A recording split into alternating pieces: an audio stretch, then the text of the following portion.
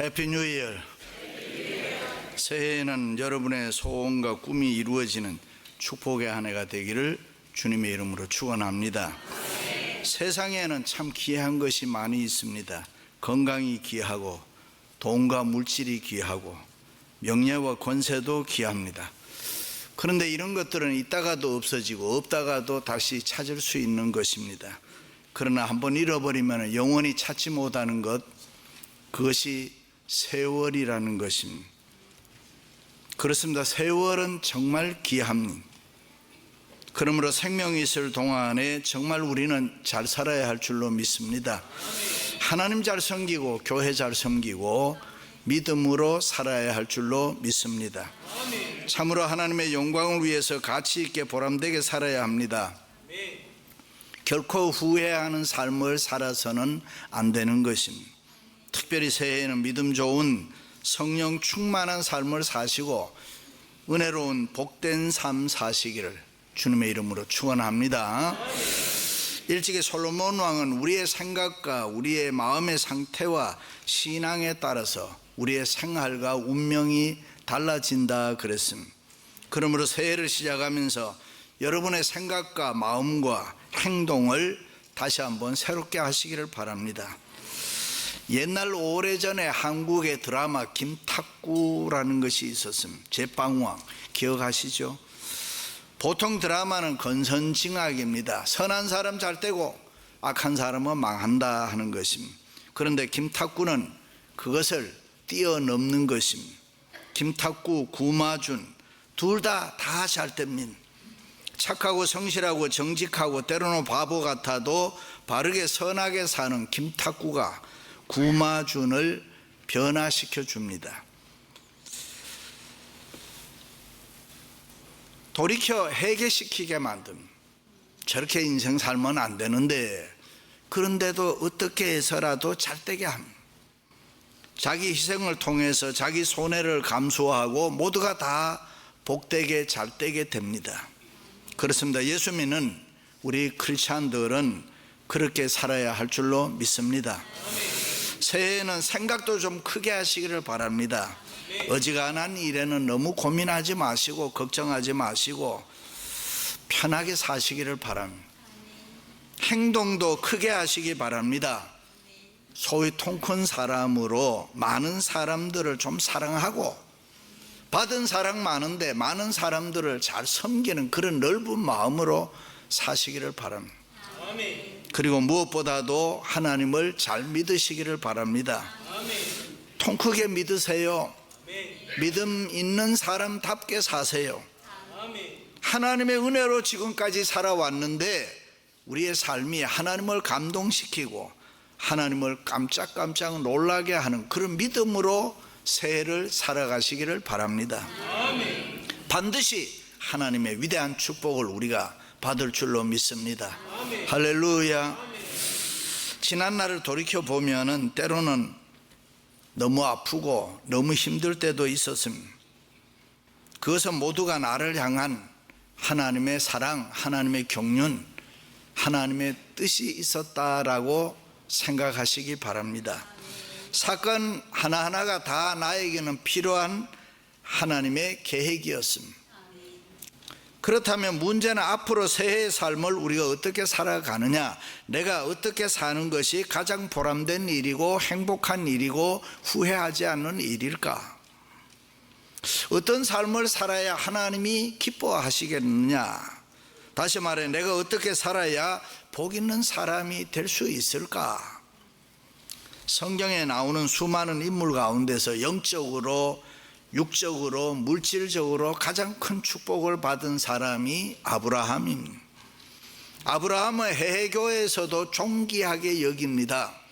유대교회에서도 아브라함을 자랑스럽게 여기고 아브라함의 후손인 것을 아주 대단하게 생각합니다. 우리와 같이 이 개신교에서도 아브라함을 존중하게 여기고 아브라함의 신앙을 본받아서 우리도 아브라함처럼 믿음의 조상이 되고 물질의 축복의 사람이 되자라고 그렇게 이야기를 합니다. 사랑하는 성도 여러분, 새해에는 우리들도 아브라함처럼 복 있는 사람 될 수 있기를 주님의 이름으로 축원합니다. 할렐루야. 그럼 어떻게 해야 아브라함이처럼 복 있는 사람이 될 수 있습니까? 아브라함은 첫째로 하나님의 말씀을 100% 믿고 살았습니다. 적당히 믿은 거 아닙니다. 50%, 80% 믿은 거 아닙니다. 100% 하나님을 믿었습니다. 어느 날 하나님께서 아브라함을 부르셨어요. 그리고 너는 너의 고향과 친척과 아비의 집을 떠나 내가 내게 지시하는 땅으로 가라 했습니다. 그런데 지금 아브라함은 그곳이 어떤 곳인지 아니면은 하나님이 보여줄 땅이 어떤 땅인지 모릅니다. 그런데 아브라함은 하나님의 말씀이니까 100% 믿고 이삿짐을 꾸리고 식구들을 데리고 말씀대로 떠났습니다. 대단하지 않습니까? 하나님의 말씀으로 그대로 움직인다는 게 얼마나 어려운 일입니까? 이민 와서 살고 있는 우리들도 따지고 보면 대단한 사람들이죠. 우리도 아브라함처럼 이민자로 하나님의 섭리가 있어서 이 미국 땅에 온 줄로 믿습니다. 드디어 아브라함이 가나안 땅에 도착했습니다. 그때 아브라함의 나이를 75세라 그럽니다. 자신의 기업을 이을 자식이 없었습니다. 그런데 하나님께서는 내가 이 땅을 내 자손에게 주리라 그래요. 믿을 수 있겠습니까? 뭐 하나가 있어야지 그래도 뭐 내 자식에게 이 땅을 준다 하면 쉽게 믿을 수 있는데, 그런데 아브라함은 그 하나님의 말씀을 100% 믿었다 그랬습니다. 그렇습니다. 현재 상황으로 보면 땅이나 자손이나 그 무엇이든지 하나 분명한 게 없지만은 하나님의 말씀이니까 불가능한 것도 가능하게 할 수 있다. 100% 그렇게 믿었습니다. 그래서 아브라함은 언제나 하나님의 말씀을 늘 앞세우면서 살았습니다. 되는 대로 막연하게 이 세상 살아간 거 아닙니다. 자기 편한 대로 산 거 아닙니다. 하나님의 말씀을 듣고 그 말씀이 하라는 대로 믿음으로 살아갔던 것입니다. 그래서 새해에 되어 우리는 하나님의 말씀을 들어야 되고 듣는 말씀을 100% 믿어야 되고, 그래야 우리의 신앙과 믿음이 자라나는 것입니다. 신앙이라는 것이 우연히 생겨나는 거 아닙니다. 믿음이라는 것이 저절로 우리에게 주어지는 거 아닙니다. 우리가 하나님의 말씀을 듣고 믿을 때에 우리에게 생겨나는 것이고 능력이 덧붙여지는 것입니다. 바울이 그렇게 얘기했습니다. 그렇습니다. 하나님의 말씀을 읽고 듣고 행할 때에 우리에게 믿음이 생겨나고 자라나고 능력이 얻게 되는 것입니다. 계시록에 보면 우리가 하나님의 말씀을 읽고 듣고 행하면은 복을 받는다 그랬습니다. 믿으시면 아멘. 그렇습니다. 아브라함이 믿음의 조상이 되고 물질의 축복을 받아서 부자가 되고 복 있는 사람이 될 수 있었던 것은 요 하나님의 말씀을 듣고 100% 믿고 살았기 때문이에요. 그래서 히브리서 기자는 갈 바를 알지 못했지만은 아브라함은 하나님의 말씀에 순종해서 나갔다 그랬습니다. 하나님의 말씀대로 순종하며 살았습니다. 계산하며 살지 않았습니다. 따지지 않았습니다. 하나님의 말씀이니까 그 말씀대로 100% 믿고 살았을 때에 아브라함은 복 있는 사람이 됐다. 아멘. 할렐루야. 아멘. 그렇다면은 여러분의 신앙 성숙은 어느 정도 됩니까? 우리들의 신앙 성숙은 어느 정도 됩니까? 예수를 믿는 그리스도인이란 born again, 다시 태어난 사람을 이야기합니다. 예수 생명으로 사는 사람. 그리고 그 다음이 sanctification, 성화입니다. 거룩해지는, 경건하게 되는 것입니다. 성화라는 과정을 통해서 우리가 성장하게 되지요. 내가 예수 믿은 지 얼마 되는데 지금 내가 얼마나 성장해 있느냐, 지금 내 수준이 어느 정도 되어 있느냐, 하나님의 말씀 앞에 순종의 능력이 내가 얼마나 되느냐 하는 것을 살펴볼 수 있기 바랍니다. 왜냐하면 그것이 그리스도인의 성장 목표이기 때문입니다. 그렇습니다. 그리스도인들은 성장해야 됩니다. 자라나야 됩니다. 우리들은 변해야 됩니다. 달라져야 됩니다. 예수 그리스도를 닮아가야 되는 것입니다. 우리가 그 어떤 일을 할 때에 하나님의 말씀을 믿고 사는 훈련이 되어야 됩니다. 때로는 내 지식이나 내 이성이나 내 경험으로나 아니면은 이해가 되지 않는다고 하더라도, 때로는 우리가 보면 전혀 넌센스처럼 느껴지는 하나님의 말씀이라고 하더라도 하나님의 말씀이니까 나는 믿고 그대로 살겠습니다. 그럴 때 우리는 반드시 복 있는 사람이 될 줄로 믿습니다. 할렐루야. 어느 날 예수님께서 가버나움 동네에 들렀을 때에 왕의 신하의 아들이 병들어 죽게 됐습니다. 그 아버지가 예수님을 보자마자 간청했습니다. 예수님, 내 아들이 병들어 죽게 되었으니 그러니 주님께서 빨리 가셔서 내 아들 좀 고쳐주세요. 매달렸습니다. 예수님께서 가만히 보니까 그 사람이 그의 마음속에 간절한 믿음이 있었습니다. 그래서 가라, 내 아들이 살아났느니라. 예수님의 말씀을 100% 믿고 집으로 돌아가는데 종들이 쫓아와서 주인님, 아들이 살아났습니다. 할렐루야. 그렇습니다. 하나님의 말씀은 살았고 운동력이 있어서 우리가 그 말씀을 액면 그대로 100% 믿고 살면은 시공간을 초월해서 우리의 생활에 역사가 일어날 줄로 믿습니다. 사랑하는 성도 여러분, 그러므로 언제 어디서나 하나님의 말씀을 100% 믿음으로 아브라함처럼 새해에도 복 있는 사람이 될 수 있기를 주님의 이름으로 축원합니다. 할렐루야. 두 번째는 신앙의 용기가 아브라함에게는 있었습니다. 하나님께서 아브라함에게 내가 내게 보여줄 땅으로 가라 했을 때에 이에 아브라함이 여호와의 말씀을 따라갔고 가나안 땅을 지나 세겜 땅 상수리나무 아래 베델 동쪽 그러면서 점점 남방으로 갔더라 그랬습니다. 말씀을 자세히 보면 아브라함은 하나님의 말씀을 따라서 계속 움직이는 것을 볼 수가 있어요. 어디 한 곳에 정착한 게 아닙니다. 계속 이사가고 있는 것입니다. 그것이 아브라함의 신앙의 용기입니다. 하나님의 말씀을 따라서 행동화했다는 것입니다. 우리가 알고 있는 거 많아요. 듣고 있는 거 많아요. 그런데 이것을 하나님의 말씀으로 알고 100% 내 생활에 행동화하는 것은 어렵습니다. 그렇다면 아브라함이 다 잘했느냐? 그렇지 않습니다. 실수하고 잘못한 것도 아브라함은 많이 있습니다. 사실 어떻게 보면 하나님의 약속한 땅이지만은 그 가는 길이 순탄하지 않았습니다. 하나님이 약속한 땅이 비단길이면 좋은데 자갈밭도 있고 모래밭도 있고 비포장 도로다 이 말입니다. 순례의 길이고 힘든 험악한 길이었다. 그저 쉽게 축복이 주어진 게 아니라 수없이 지치고 힘들어 쓰러졌다 그랬습니다. 그럴 때마다 하나님은 아브라함에게 이 신앙의 용기를 요구했습니다. 때로는 그 땅에 흉년이 들었습니다. 자 보세요. 하나님께서 내 자손에게 주리라고 약속하신 가나안 그 땅에 흉년이 들었습니다. 그렇다면은 하나님께서 주신 땅에 왜 흉년이 듭니까? 그것이 이해가 안 된다고 해서 또 아브라함은 머리 돌려서 애굽으로 내려갑니다. 아니, 하나님이 주신 땅이면 흉년이 들어도 하나님이 다 책임져 주실 땅인데 먹을 것 없다고 해서 애굽으로 피난 가는 것입니다. 하나님의 도우심의 은혜로 다시 돌아오기는 합니다마는 이 일로 400년 동안 아브라함의 후손이 애굽에 종살이를 하게 되는 것입니다.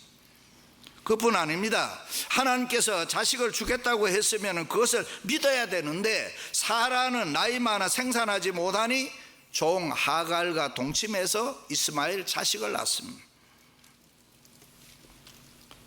이 일로 오늘까지 이스라엘과 이 이스마엘 후손들 사이에는 지금도 싸우고 있잖아요. 그렇습니다. 굶어 죽고 말고 하나님의 말씀만 믿고 살아가야 되는데 아멘도 안 하시네. 굶어 죽고 살고 말고 하나님의 말씀만 믿고 살아야 되는데 나이를 먹어 생산의 능력이 없다고 해서 하나님의 말씀을 믿지 않고 잘못했습니다.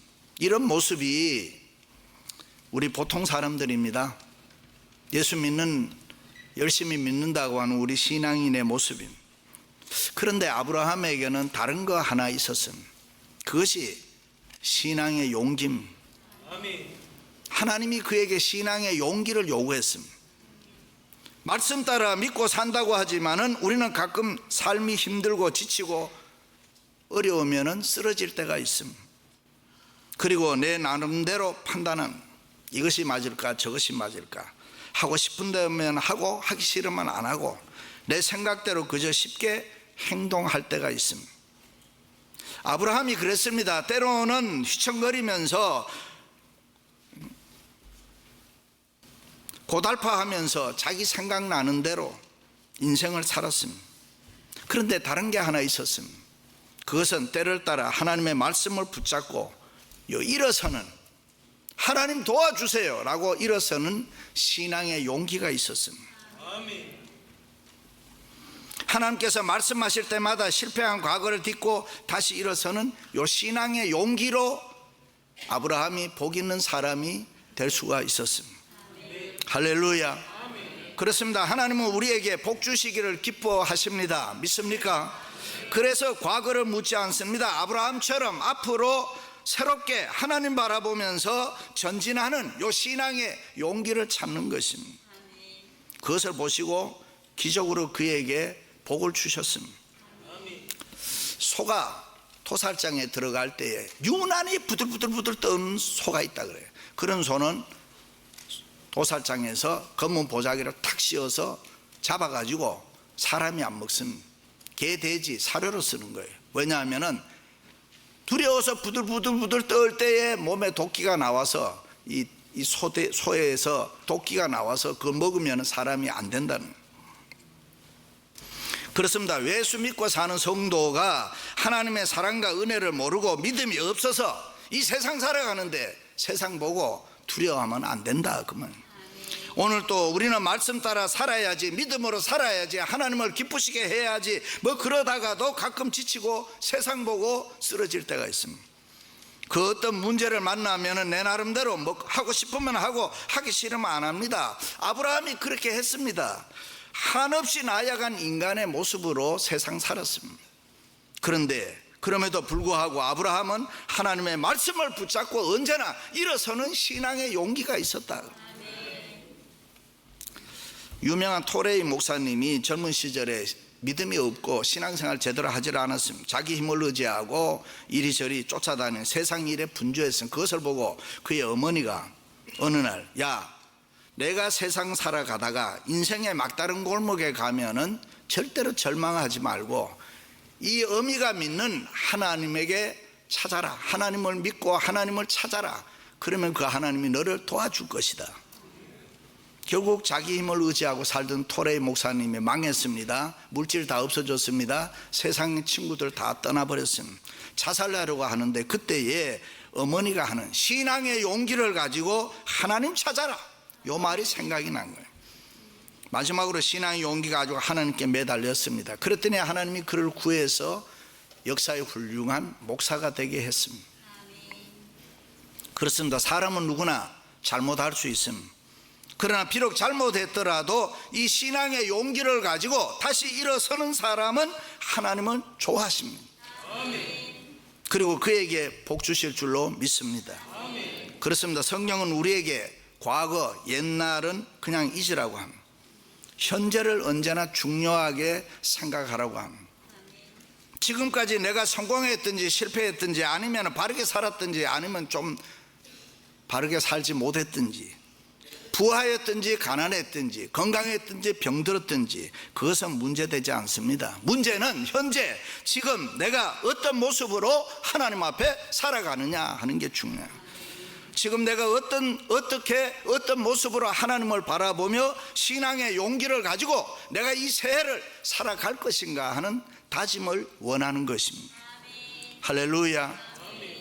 변호사, 의사, 목사를 아버지로 둔 세 자녀들이 모여서 자기 아버지가 돈을 얼마나 많이 버느냐 이야기랑, 변호사 아버지로 둔 아들이, 야, 우리 아버지는 코트에 나가서 1시간만 하면은 $1,500를 번다.